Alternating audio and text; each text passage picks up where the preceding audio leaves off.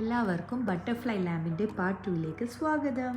അപ്പോൾ ഇന്നലെ കട്ട് ചെയ്ത് വെച്ച് നമ്മുടെ ബട്ടർഫ്ലൈയുടെ മിഡിൽ പോർഷൻ മാത്രം നമ്മൾ സ്റ്റിക്ക് ചെയ്ത് ഇതേപോലെ ആക്കിയെടുക്കുക.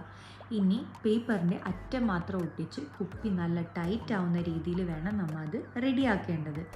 ഇനി പെൻസിൽ കൊണ്ട് രണ്ട് സൈഡിൽ ഓരോ ഡോട്ട് ഇട്ട് ഒപ്പം തന്നെ രണ്ട് ചെറിയ പീസും കൂടി കട്ട് ചെയ്ത് അതിൻ്റെ ഉള്ളിൽ സ്റ്റിക്ക് ചെയ്ത് കൊടുക്കുക, കൂടുതൽ സപ്പോർട്ട് കിട്ടാനാണ്.